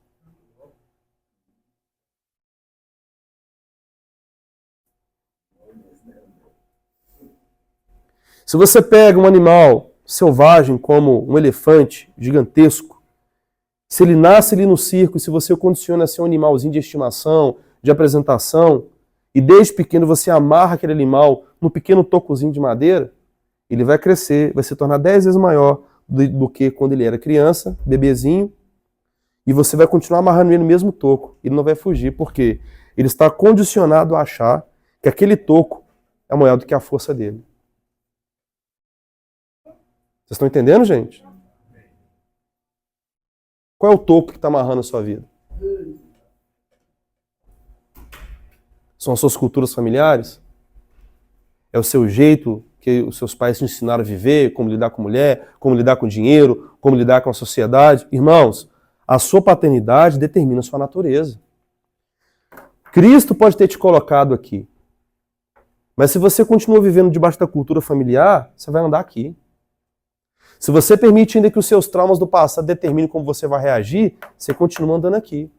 Você pode ser muito bom de glória a Deus, aleluia, e falar em línguas, dizimar altas quantias quando vem no domingo. Mas se de segunda a sábado você anda aqui, meu irmão, a gente não consegue testemunhar. Não tem relevância. O tema dessa menção é de escravos a governadores. A gente vai sentar no palácio do governo, amém? Tem uma cadeira esperando a gente, amém? Aleluia! Então, nosso para casa é voltar para casa pensando essa semana em qual toco que eu estou amarrado. É a falta de dinheiro que me preocupa? É o medo de perder minha mulher que me preocupa? É o medo de desagradar os meus pais que me preocupa? É ver minha conta no vermelho que me preocupa? Qual é o chicote que estala no seu lombo, que faz você movimentar? Porque quando o escravo ele dava aquela molezinha, fraquejada, o que o capataz fazia? Chicote no lombo, não era assim? Para dar uma acordada. Qual é o tipo de chicote que o mundo está usando para fazer você andar no ritmo dele, não no ritmo de Deus?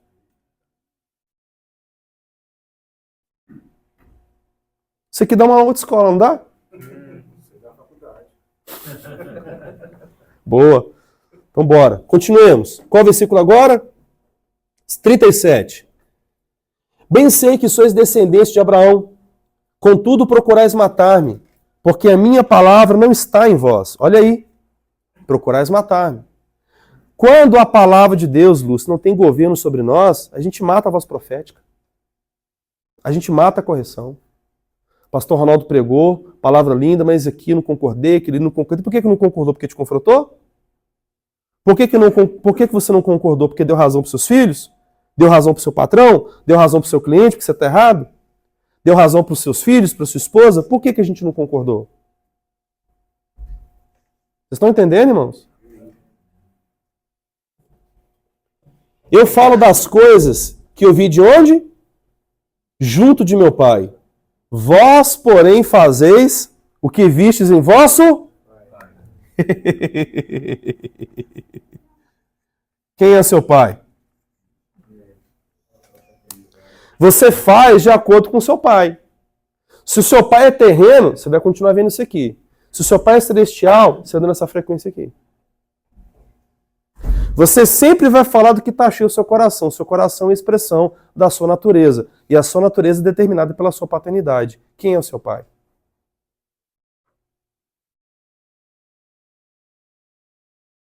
Vocês estão entendendo? Então lhe responderam, nosso pai é Abraão, disse-lhe Jesus. Eita, se sois filhos de Abraão, praticai as obras de Abraão, mas agora procurais matar-me, a mim que vos tenho falado a verdade que ouvi de Deus. Assim não procedeu Abraão, vós fazeis as obras de vosso pai. Disseram-lhe eles, nós não somos bastardos, temos um pai que é quem? Eles achavam que o pai deles era Deus, não achava? Mas o que as obras deles comunicavam? Então vamos continuar, que o tempo está melhorando, irmão. O tempo está ficando quente aqui. 42. Replicou-lhes Jesus, se Deus fosse de fato vosso pai, certamente me havias de amar, porque eu vim de Deus e aqui estou. Pois não vim de mim mesmo, mas ele me enviou. Qual a razão? Porque não compreendeis a minha linguagem? Pergunta da noite. Qual a razão porque não compreendeis a minha linguagem? Jesus disse para eles. Por qual razão eu e você não estamos entendendo algumas direções que Deus nos dá? Irmão, vamos lá. Se Deus falou com você uma coisa e você não obedeceu, ou é porque você quer viver em rebeldia, ou é porque você não entendeu. Se você não entendeu o que Deus está te dizendo, é porque você não está compreendendo a linguagem. E se você não está compreendendo a linguagem, ai, ai, ai, ui, ui, ui. Se nós estamos com um problema de entendimento da linguagem, é porque nós estamos com uma dificuldade de entendimento que é da nossa natureza. Se você ama a Deus, você busca Cristo. Se você ama a Deus, você se identifica com Cristo. Ah, eu vou falar. O problema é o seguinte, o que a gente está vivendo hoje na vida da igreja? Nós estamos confundindo visitantes de igreja com cristãos. Nem todo mundo que vem na igreja no domingo é cristão. E posso usar aqui? Vocês me permitem? Nos nossos cultos públicos, virados para a rua, nosso objetivo é abençoar a cidade, amém? Um casal de homossexual pode entrar aqui de mão dada e sentar na primeira fileira lá. Se ele pregar, eu não. Se eu vier pregar, ele não, eu posso, ele não. Eu pregando, ele ali sentado de mão dada com o marido dele, eu não me escandalizo. Ele está no lugar certo. Se chega um casal de meninas, sentam, se abraçam, lésbicas, eu não vou me escandalizar. Porque ali é o ambiente para eles. É um culto para a gente poder edificar pedagogicamente a cidade. Aleluia? Irmãos, culto de domingo é um sermão da montanha. É uma pregação para a multidão. Então você não tem que ficar triste. O povo não responde a adoração. Ô, gente, o povo é o povo. Vocês têm que cobrar de mim se eu não estou respondendo a adoração. Vocês têm que cobrar do seu irmão que é maduro na fé se o casamento dele não está legal. Você tem que cobrar do seu líder de Paracaléu se ele não está tratando você bem. Nós que somos maduros, a gente tem que dar resposta de acordo com a maturidade que a gente tem. Mas as pessoas estão vindo aqui à noite, ou de manhã, no domingo, muitos deles são visitantes. O David Leonardo esteve aqui na nossa igreja umas 2 semanas atrás, ele fez o apelo, 3/4 foi lá na frente aceitar Jesus, e falou, não, peraí, vocês não entenderam. Não, os 3/4 queriam entregar a vida para Jesus. São pessoas que não tinham vida com Deus. Ele alcança essas pessoas. Aleluia, irmãos?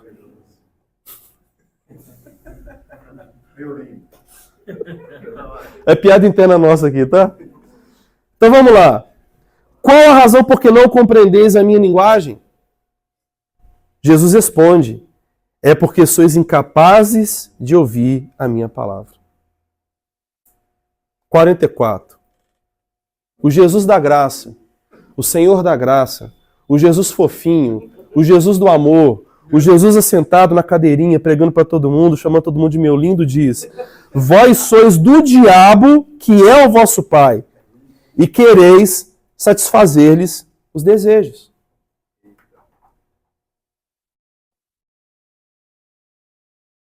Vou repetir. Jesus disse, perdão pela brincadeira, me excedi, viu, irmãos?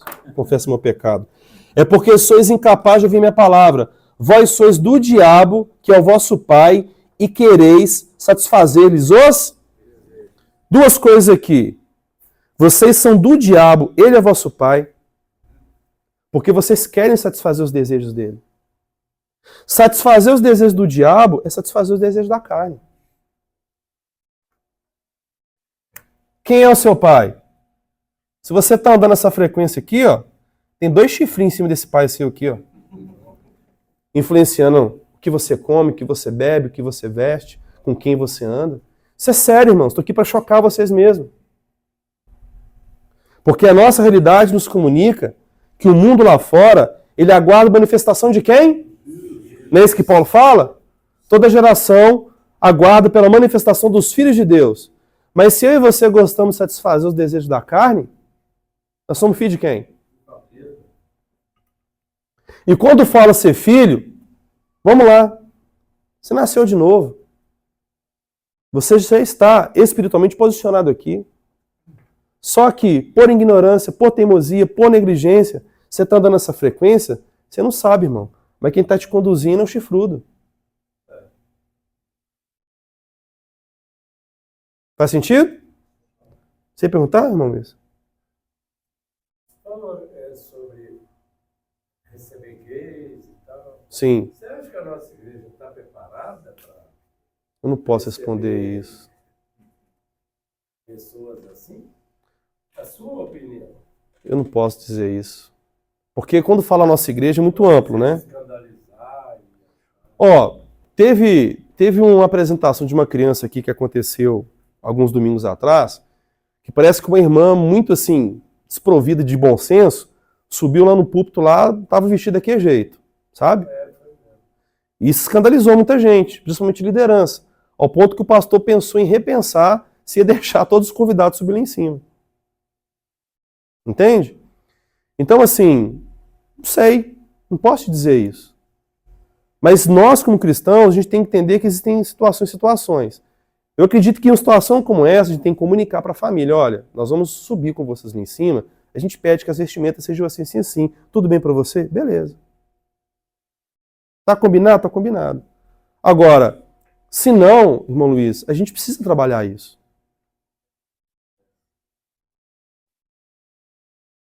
Entende isso, irmãos? Então, assim, senta um morador de rua e entra aqui e senta lá, a gente fica com medo, esconde bolsa, esconde celular, tem que se precaver mesmo, a gente sabe. Mas a gente precisa ter algumas estratégias para poder incluir aqueles que não estão sendo incluídos.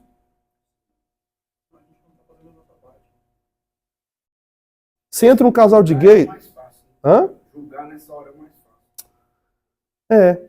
Se entra um casal de gays na igreja, eu digo por mim, não falo isso por demagogia. Eu, de forma internacional, aprendi muito de uns 3 anos pra cá a ser expansivo, a ser intencional em tudo que eu vou fazer.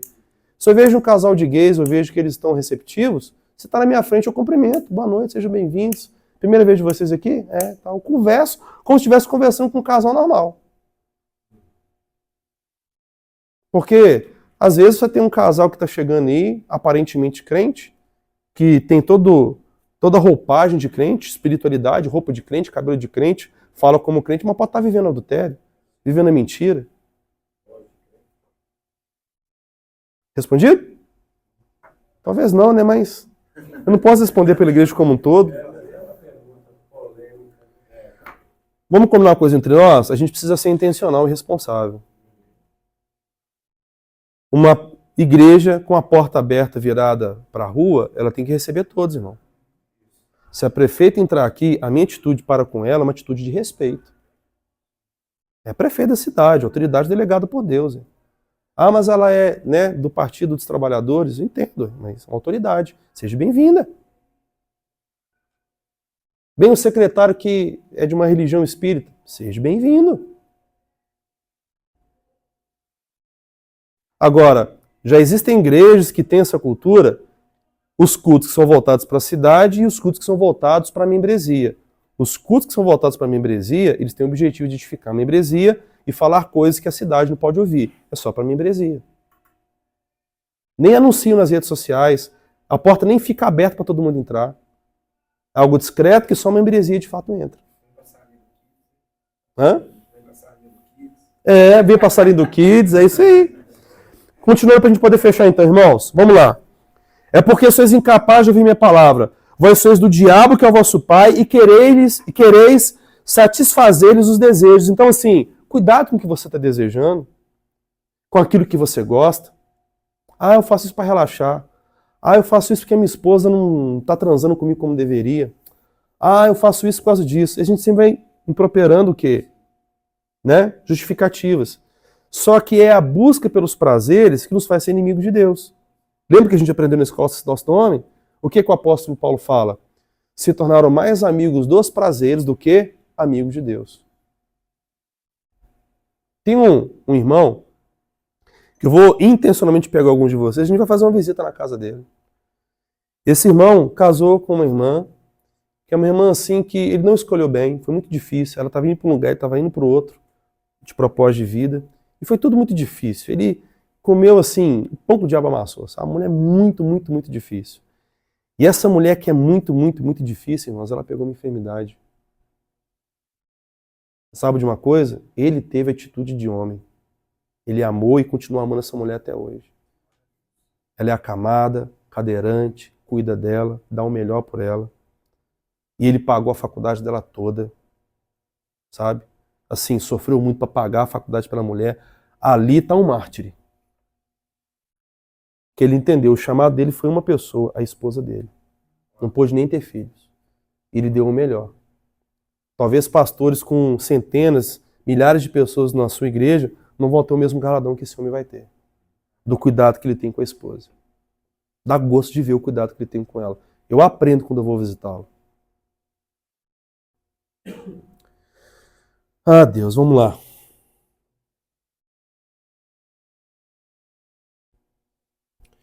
Ele foi homicida desde o princípio e jamais se firmou na verdade, porque nele não há verdade. Quando ele profere mentira, fala do que lhe é próprio, porque é mentiroso e pai da mentira. Mas porque eu digo a verdade, não me credes.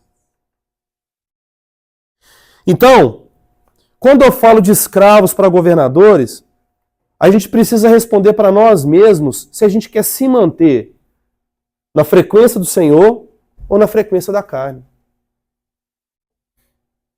Não estou dizendo que você não pode se satisfazer com uma boa comida, que você não pode passear com sua esposa, não estou falando isso. Quem é maduro que entende o que eu quero dizer. O que eu estou comunicando para vocês aqui é que existe uma guerra, uma batalha no mundo espiritual, uma batalha pela conquista territorial e espiritual desse mundo, e a maioria de nós, a gente nem entrou na fronte de batalha, a gente está lutando as nossas guerras individuais.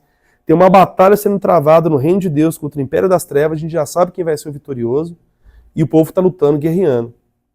E a maioria de nós estamos em casa com um prato de comida na mão, assistindo Netflix, e o pau quebrando lá fora. Órfãos precisando de apoio, viúvas precisando de apoio, perdidos precisando de pessoas que sejam luz na vida delas, e a gente andando na frequência aonde que eles não nos veem como filhos de Deus. Faz sentido, irmão? Vocês acham que eu estou pegando pesado demais? Para a gente poder subir para essa frequência aqui, tem que haver energia. Desde os dias de João Batista até desde os dias de João Batista para cá, o reino de Deus ele é tomado pelo... Não é por campanha, não? Não é pela graça, não? Qual é, pastor? Jesus é graça, deixa eu fumar minha maconhinha de boa aí e tal. O que tem eu transar com a minha namorada, pastor? Eu amo ela, ela me ama. O amor é o que importa, pastor. O que é isso e tal? Desde os dias de João Batista até hoje, o reino de Deus ele é tomado pelo esforço. Uma tradução fala pela violência. E somente os violentos, os que se esforçam, é que se apoderam dele. E eu fecho lendo com vocês 1 Coríntios, capítulo 9.